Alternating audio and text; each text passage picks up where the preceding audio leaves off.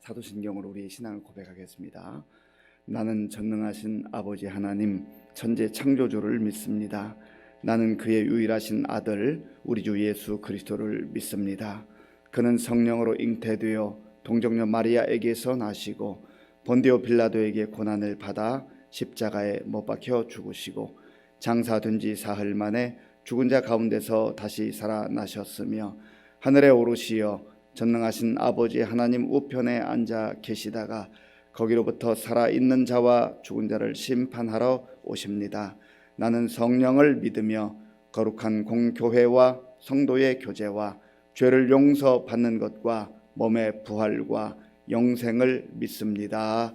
아멘. 하나님께서 오늘 우리에게 주시는 말씀은 시편 103편입니다.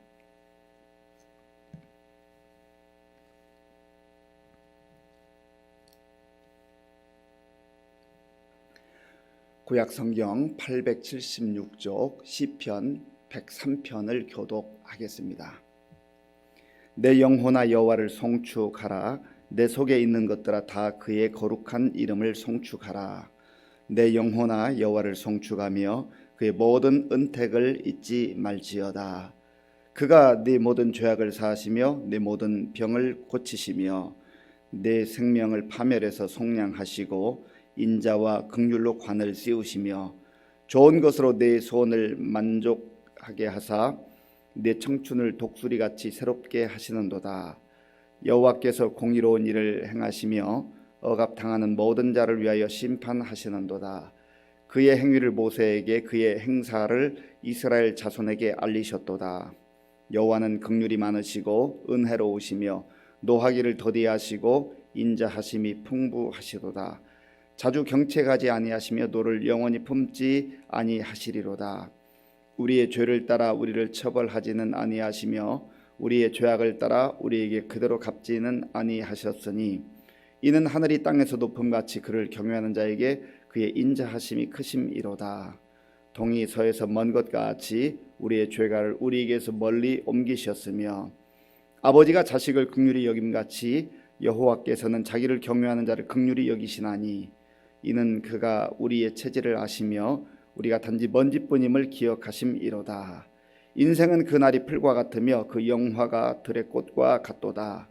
그것은 바람이 지나가면 없어지나니 그 있던 자리도 다시 알지 못하거니와 여호와의 인자하심은 자기를 경외하는 자에게 영원부터 영원까지 이르며 그의 의는 자손에게 이르리니 곧 그의 언약을 지키고 그의 법도를 기억하여 행하는 자에게로도. 여호와께서 그의 보좌를 하늘에 세우시고 그의 왕권으로 만유를 다스리시도다. 능력이 있어 여호와의 말씀을 행하며 그의 말씀의 소리를 듣는 여호와의 천사들이여 여호와를 송축하라. 그에게 수종 들며 그의 뜻을 행하는 모든 천군이여 여호와를 송축하라. 여호와의 지으심을 받고 그가 다스리시는 모든 곳에 있는 너희여 여호와를 송축하라. 내 영혼아 여호와를 송축하라. 아멘. 오늘 시편 103편은 다윗의 시입니다. 다윗은 하나님을 사랑하고 하나님을 사모하고 또 하나님께 기도하며 찬송으로 그의 일생을 보냈던 믿음의 사람이었습니다. 오늘 본문에 보면 송축하라라고 하는 단어가 많이 등장합니다. 오늘 1절부터 22절까지에 있는 그 곳곳에 송축하라라고 하는 단어가 등장하는데 송축하다라고 하는 이 단어는 바라크라고 하는 단어입니다. 무릎을 꿇다라는 뜻이 있고 찬양하다라는 뜻이 있습니다. 그러니까 송축하다라고 하는 의미는 하나님께 무릎을 꿇고 하나님께 경배를 드리라, 하나님께 찬양을 드리라, 그런 말입니다. 오늘 본문 1절 말씀을 같이 읽어보겠습니다. 내 영혼아 여호와를 송축하라. 내 속에 있는 것들아 다 그의 거룩한 이름을 송축하라. 아멘. 자기 자신을 향하여서, 자기 영혼을 향하여서 내 영혼아 여호와를 송축하라, 여호와를 찬양하라, 여호와께 무릎을 꿇고 여호와를 경배하라, 그런 말입니다. 여기서 지금 다윗이 송축하라라고 할 때 왜 하나님을 송축하라고 하는가? 하나님은 송축 받으시기에, 찬양 받으시기에, 경배 받으시기에 합당하신 하나님이기 때문에 그렇습니다. 다윗은 내 속에 있는 것들아 다 그의 거룩한 이름을 송축하라. 내 속에 있는 것들아. 자기 속에 무엇이 있겠습니까? 여기서 내 속에 있다라고 하는 것은 나의 감정과 나의 이성과 나의 육체적 힘과 나의 마음의 힘, 모든 것을 다 하여서 총동원하여서 하나님을 찬송하라 라고 하는 그런 의미입니다. 신명기 6장 5절에 보면 너는 마음을 다하고 성품을 다하고 힘을 다하여 주 내 하나님을 사랑하라.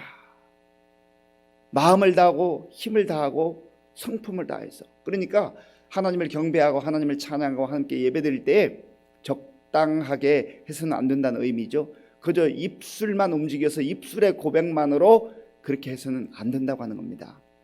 이 의미 속에는, 내 속에 있는 것다라고 하는 의미 속에는 입술로 나는 하나님을 찬양합니다. 또 우리가 실제로 입술로 찬양하고 고백하기도 합니다만은 우리의 모든 삶의 영역에서, 나의 모든 삶의 자리에서 나의 삶으로 하나님을 찬양하는 모습까지 포함하고 있는 것이, 이것이 바로 우리의 건강한 신앙 고백이요 균형 잡힌 신앙 고백입니다. 우리 한국 교회 그리고 우리 성도들, 무엇보다 나 자신의 삶을 돌아볼 때에 참 연약한 부분이 이런 부분이에요. 우리가 예배당 안에서는, 예배드릴 때는 성령으로 충만하고 은혜 받았습니다, 하나님을 찬양합니다, 함께 영광 돌립니다, 정말 뭔가 뜨겁고 대단한 그리스도인들처럼 보이는데 예배당 밖을 나서기만 하면 힘없는 그리스도인들로서, 구별되지 않는 그리스도인으로서 그렇게 무기력하게 살아가는 모습이 많이 있다는 거예요. 왜 그렇습니까? 예배당 안에서만 하나님을 찬양하는 거예요. 그러니까 코람데오, 여러분 말씀드렸습니다만은 우리가 찬양이라는 것은 하나님 앞에서 하는 거 아니에요? 하나님은 예배당 안에만 계신 분이 아니잖아요. 우리의 가정 속에서도, 우리의 직장 속에서도, 우리의 삶의 자리에서도 어디 있든지 그곳에서 하나님을 찬양하고 하나님을 경배하는 그러한 태도로 살아갈 때에 우리의 언행이 일치가 될 수 있는 것이죠. 있는 그곳에서 하나님의 사람들로 찬양으로 또 삶으로 영광 돌리며 살아갈 수가 있다고 하는 말입니다. 그러면 왜 다윗은 하나님을 찬양하라고 그렇게 자기 자신을 향하여 그리고 믿음의 성도들을 향하여서 말하고 있는가? 2절 말씀을 같이 읽어보겠습니다. 내 영혼아 여호와를 송축하며 그의 모든 은택을 잊지 말지어다. 아멘. 그의 모든 은택을 잊지 말지어다. 왜 우리가 찬양해야 하는가? 찬양해야 될 이유가 어디 있는가? 하나님께서 우리에게 은혜를 베풀어 주셨기 때문이라는 겁니다. 우리는 하나님의 은혜로 사는 인생이에요. 내가 열심히 사는 것 같고, 내가 부지런히 사는 것 같고, 내가 최선을 다하여 살았기 때문에 여기까지 온 것 같지만 사실 하나하나 깊이 들여다보면 하나님의 은혜가 없이는 우리는 한순간도 살 수 없는 연약한 존재들입니다. 하나님께서 우리를 보호하시고 하나님께서 우리를 인도하시고 하나님께서 우리를 지켜주시지 않으면 우리는 살 수 없는 그런 연약한 존재들이에요. 그런데 하나님께 받은 그 은혜, 여기 은택이라고 나왔는데 은택은 은혜라고 표현할 수 있습니다. 계물이라고 하는 단어인데요, 은혜라는 뜻이 있어요. 하나님께서 우리에게 베풀어 주신 많은 은혜들, 사실 모든 것이 은혜이지요. 그런데 다윗은 여기서 몇 가지를 언급하고 있습니다. 3절에 보면 이렇게 고백을 합니다. 그가 네 모든 죄악을 사하시며, 그가 네 모든 죄악을 사하시며, 그리고 4절에 보면 네 생명을 파멸해서 속량하시고, 하나님께서 우리에게 사죄의 은혜를 베풀어 주셨다는 거예요. 용서의 은혜를 베풀어 주셨다는 겁니다. 여기서 죄 문제는 우리의 인생의 근원적 문제예요. 우리 인생이 불행해지는 가장 근원적 문제가 바로 죄 문제 아닙니까? 죄라고 하는 것은 사회법, 또 우리가 생각하는 도덕법, 윤리적인 그런 영역이 있지만 사실 죄의 가장 근원은 하나님을 떠나는 것으로부터 시작되는 거예요. 하나님을 하나님으로 인정하지 아니하고 하나님의 자리를 차지하는 그것으로부터 죄가 시작된 거 아니겠습니까? 그래서 우리가 죄를 생각할 때는 크게 두 가지를 생각해 볼 수가 있습니다. 하나님께서 우리의 죄를 용서해 주셨다, 사죄의 은혜를 베풀어 주셨다 할 때는 먼저는 원죄, 근원적 죄에 대한 용서입니다. 예수 그리스도께서 십자가에서 그 모진 모욕과 순환과 고통을 당하시고 생명을 내어주신 이유는 우리의 근원적 죄, 하나님으로부터 분리된 그 상태를 연결시켜 주시기 위해서 화목 제물로 그렇게 달리신 것입니다. 그래서 예수를 믿고 우리가 사죄의 은혜를 덧입는다고 할 때는 바로 근원적 죄, 원죄의 그 사함, 그것을 말하는 것이죠. 그리고 또한 죄에는 자범죄가 있어요. 모든 사람들이 이 땅을 태어날 때에 아담이 지은 그 죄로부터 죄의 씨앗을 가지고 태어나기 때문에 원죄가 있을 뿐만 아니라 각자가 범하는 죄악들이 있단 말이죠. 그때에 하나님께 용서를 구하고 회개하는 자들에게 또한 사죄의 은혜를 베풀어 주십니다. 그래서 다윗은 그가 내 모든 죄악을 사하시며 내 생명을 파멸해서 속량하시고, 그렇게 지금 고백하고 있는 겁니다. 그리고 9절부터 14절까지를 보면 이 죄 문제를 하나님께서 어떻게 다루시는가, 어떻게 죄인들을 즉각적으로 심판하지 아니하시고 하나님께서 용서해 주시고 또 때로는 기다려 주시고 그렇게 하시는가를 말씀을 하고 있는 것이죠. 또한 이 사죄의 은혜, 구원의 은혜를 기억하고 그것을 깨닫는 자가 하나님께 찬양할 뿐만 아니라 왜 하나님을 우리가 찬양해야 되는가? 하나님은 우리의 모든 병을 고치신다, 그렇게 말씀합니다. 3절을 제가 한번 더 읽어보겠습니다. 그가 내 모든 죄악을 사하시며 내 모든 병을 고치시며. 아멘. 이 질병의 문제가 참 어려운 문제죠. 그런데 우리가 여기서 조금 폭넓게 이해할 필요가 있습니다. 하나님은 어떤 질병이든 다 고칠 수 있는 전능의 하나님이요 여호와 라파 치료의 하나님이세요. 그런데 하나님의 뜻에 따라서 어떠한 경우에는 우리가 지금은 명확하게 알기 어렵지만은 그 질병을 짊어지고 가게 하는 경우도 있어요. 하나님의 사랑받는 자녀들이지만 하나님께서 하나님의 뜻과 섭리에 따라서 하나님이 치료해 주시고 그 질병으로부터 자유케 하는 경우도 있지만 어떠한 경우에는 사랑하지 않으셔서가 아니라 외면하셔서가 아니라 그 질병을 짊어지고 가야 되는 경우도 허락하시는 경우가 있단 말이에요. 예수님께서 이 땅에 오셔서 천국 복음 하나님 나라를 선포하실 때 많은 그러한 병자들을 긍휼히 여기시며 그들의 질병을 고쳐주셨습니다. 그러나 우리가 기억해야 될 것은 예수님이 그 당시에 모든 육체적 질병을 가지고 있는 사람들을 다 고치시지 않았다는 것도 기억을 해야 합니다.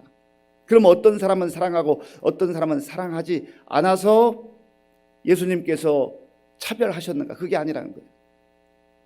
우리가 하나님의 뜻을 다 이해하기 어려운 부분이 있어요. 중요한 것은 그러한 모든 질병을 고치실 수 있는 전능하신 하나님이시고 실제로 우리의 질병으로부터 자유함을 누리게 하시는 하나님이시지만 어떤 경우는 그것을 품고 가게 하신다. 품고 가게 하실 때도 힘들지만 우리의 생각과는 다르지만 하나님께서 그 질병을 품고 가면서도 오히려 주님을 더 바라보고 주님을 의지할 수 있는 그 은혜도 베풀어 주시는 거예요. 그래서 사도 바울이 자기 육체의 가시, 성경학자들은 그가 아마 안질이 있었을 것이다 혹은 간질로 고난을 당했을 것이다 라고 그렇게 추정을 합니다. 정확하지는 않은데 분명한 것은 그가 육체의 가시, 육체의 질병을 가지고 있었다는 거예요. 바울이 하나님 앞에 기도할 때 하나님께서 내 은혜가 네게 족하도다. 너가 그거 품고 가도 불편하고 힘들겠지만 그러나 너가 오히려 겸손한 가운데 하나님의 뜻을 이룰 수가 있다. 내 은혜가 네게 족하도다. 하나님께서 바울을 사랑하셨지만 오히려 그것을 통해서 주의 더 큰 영광이 나타나도록 하신 거 아니겠습니까? 그리고 또한 왜 하나님을 송축하고 찬양해야 하는가? 4절 말씀에 보면 내 생명을 파멸해서 속량하시고 인자와 긍휼로 관을 씌우시며 인자와 긍휼로 관을 씌워주신단 말이죠. 하나님께서는 우리를 영광스러운 존재로 사망의 구렁텅이에서 건져내셔서 인자와 긍휼로 관을 씌워주신다. 면류관을 씌워주신단 말이에요. 그래서 우리가 하나님의 자녀가 되었다는 것, 하나님의 백성으로 산다는 것은 얼마나 영광스러운 일인지 알 수가 없습니다. 그 하나님을 찬양하는 거예요. 5절 말씀 같이 읽겠습니다. 5절입니다. 좋은 것으로 내 소원을 만족하게 하사 내 청춘을 독수리같이 새롭게 하시는도다. 아멘. 하나님께서 독수리같이 새롭게 하는 은혜를 베풀어 주시기 때문에 그 하나님을 찬양해야 한다는 것이죠. 이사야 선지자는 이사야 40장 31절에서 이렇게 선포하고 있습니다. 오직 여호와를 앙망하는 자는 새 힘을 얻으리니 독수리가 날개치며 올라감 같을 것이요 다른 박질하여도 곤비하지 아니하겠고 걸어가도 피곤하지 아니하리로다. 아멘.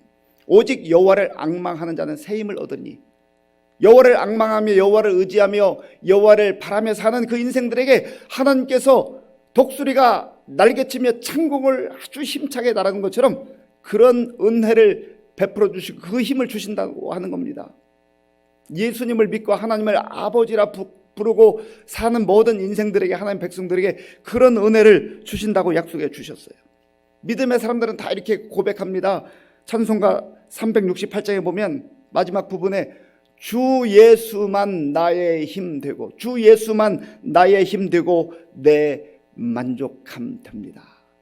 예수님만이 나의 힘이 되고 나의 만족함이 된다고 하는 이 놀라운 은혜를 경험하는 사람은 하나님을 찬송하며 사는 거예요. 그리고 세상에 가서 기웃거리지 않아요. 세상의 쾌락과 세상의 화려함과 세상의 어떤 것들을 추구하지 않습니다. 이제 그 모든 것들을 내려놓고 오직 주 예수님만 붙드는 것이, 왜냐하면 주님께서 주시는 그 은혜가 너무 크기 때문에, 그 힘이 너무나 크기 때문에 이 은혜를 경험하고 주님만이 나의 힘이 된다고 하는 이 고백, 그리고 독수리처럼 창공을 나르게 하는 그 은혜를, 새로운 힘을 주신다고 하는 이 놀라운 것을 경험하는 사람은요, 어떠한 경우에는 모진 박해와 고난과 심지어 생명을 잃어버리는 그런 순교의 현장에서도 신앙을 포기하지 않습니다. 오늘 저와 여러분들에게 이러한 은혜를 하나님께서 베풀어 주시는 거예요. 이 은혜를 맛보고 사는 사람은요, 하나님을 찬양하고 하나님께 영광 돌리며 사는 것입니다. 오늘 저와 여러분들이 이러한 은혜를 사모하며 하나님께서 베풀어 주신 깊은 은혜, 넓은 은혜, 그러한 은혜를 맛보며 살아갈 수 있기를 바랍니다. 이제 8절 말씀, 8절을 우리 같이 읽어보겠습니다. 여호와는 긍휼이 많으시고 은혜로우시며 노하기를 더디하시고 인자하심이 풍부하시도다. 아멘. 하나님이 바로 이런 하나님이라는 거예요. 그래서 이 하나님은 긍휼이 많으신 하나님, 은혜로우신 하나님, 노하기를 더디하시는 하나님, 인자가 풍부하신 하나님. 그렇기 때문에 우리가 그 하나님을 마땅히 찬양하며 경배하며 영광 돌리라고 하는 다윗의 고백과 선포인 것입니다. 사랑하는 성도 여러분, 오늘 우리가 이 하나님을 나의 아버지로 고백하며 살아갑니다. 그 하나님의 놀라운 구속의 은혜, 구원의 은혜를 다시 한번 기억하고 그 은혜의 풍성함 가운데 나아갈 수 있기를 바랍니다. 시마다 때마다 하나님께서 베풀어 주시고 인도하신 그 놀라운 은혜를 맛보며 사는 하루가 될 수 있기를 바랍니다.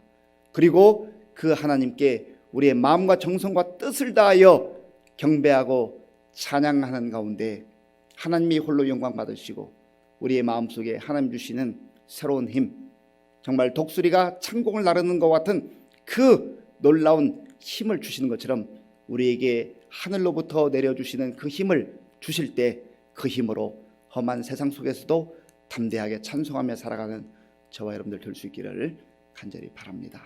기도하겠습니다. 아버지 하나님, 감사합니다. 하나님의 은혜가 아니면 죄 가운데 허덕이다가 영원히 멸망받을 존재들을 하나님께서 놀라운 사랑으로 십자가의 사랑으로 구원해 주시고 또 이 광야 같은 세상 속에서도 하나님께서 보호하시고 인도해 주시니 감사합니다. 하나님 아버지, 우리가 하나님께 받은 그 구속의 은혜와 또 날마다 함께 하시는 은혜를 받아 누리며 하나님의 은혜를 기억하며 감사하고 찬송하는 우리 모두가 되게 하여 주시옵소서. 예수님의 이름으로 기도하옵나이다. 아멘. 주기도문으로 예배를 마치겠습니다. 하늘에 계신 우리 아버지, 아버지의 이름을 거룩하게 하시며 아버지의 나라가 오게 하시며 아버지의 뜻이 하늘에서와 같이 땅에서도 이루어지게 하소서. 오늘 우리에게 일용할 양식을 주시고 우리가 우리에게 잘못한 사람을 용서하여 준 것 같이 우리 죄를 용서하여 주시고 우리를 시험에 빠지지 않게 하시고 악에서 구하소서. 나라와 권능과 영광이 영원히 아버지의 것입니다. 아멘. 이번 주간 우리가 비대면으로 이렇게 예배를 드렸습니다만은 내일 모레 주일부터는 또 현장에서 예배를 우리가 함께 드리려고 합니다. 여러 가지 힘들고 어려운 상황이지만 또 우리 방역수칙 잘 지키고 또 신중하게 행하는 가운데 하나님께 영광 돌릴 수 있길 바랍니다. 오늘 우리에게 주신 말씀을 생각하면서 기도하기를 원합니다. 하나님은 찬양 받으시기에 합당하신 하나님이십니다. 우리의 마음과 정성과 뜻을 다하여 하나님을 찬양해야 될 이유는 하나님께서 우리를 죄로부터 구원해 주셨고 또 내버려 두지 아니하시고 우리에게 새로운 은혜를 주시고 하늘을 나는 독수리와 같은 그러한 창공을 나르는 이 세상을 힘있게 나아갈 수 있는 그 새로운 힘을 주시는 하나님이시기 때문에 우리가 찬양하며 나아가는 것입니다. 우리가 그 하나님의 은혜를 누리며 또 찬양하며 영광 돌리기를 원하고요. 또 나라와 민족을 위해서 기도하고 지금 코로나 확진자들의 수가 급증하고 있는데 이 상황 속에서 우리가 어떻게 정말 지혜롭게 또 행할 것인가 생각하시고 무엇보다도 염려와 근심하는 그러한 상황들이지만 기도의 자리로 나아가는 우리 성도들 될 수 있도록 위해서 기도해 주시고요. 또 많은 어르신들 주께서 영육간에 강건하게 지켜주시도록 또 우리 다음 세대 청소년, 청년들 그리고 어린아이들 하나님의 은혜 가운데 붙들어 주시도록 위해서 기도해 주시고 군 복무 중에 있는 우리 청년들 또 세계 곳곳에 나가 힘들고 어려운 때에 복음을 증거하는 우리 선교사님들 위해서 같이 기도하겠습니다. 아버지 하나님 감사합니다.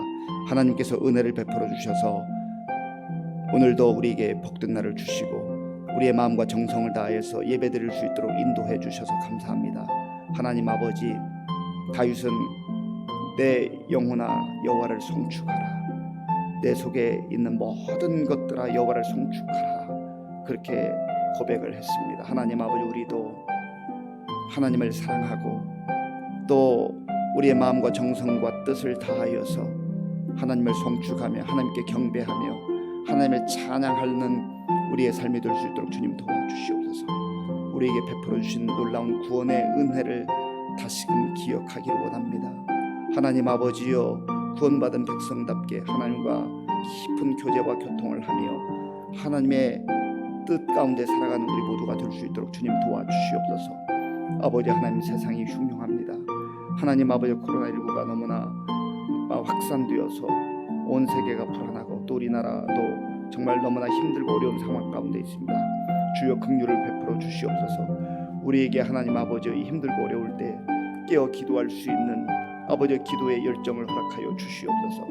하나님 아버지여, 이 상황 속에서 염려하고 근심하는 사람 많지만 기도의 자리로 나가 하나님 앞에 부르짖으며 하나님의 은혜와 긍휼을 구하는 아버지의 성도들이 얼마나 있는지 우리가 알 수 없습니다. 하나님이여, 우리가 그 자리로 나아가기를 원합니다. 우리가 기도의 자리를 지키기를 원합니다. 하나님 앞에 나아가기를 원합니다. 주여 도와주시옵소서. 하나님 함께하여 주시옵소서.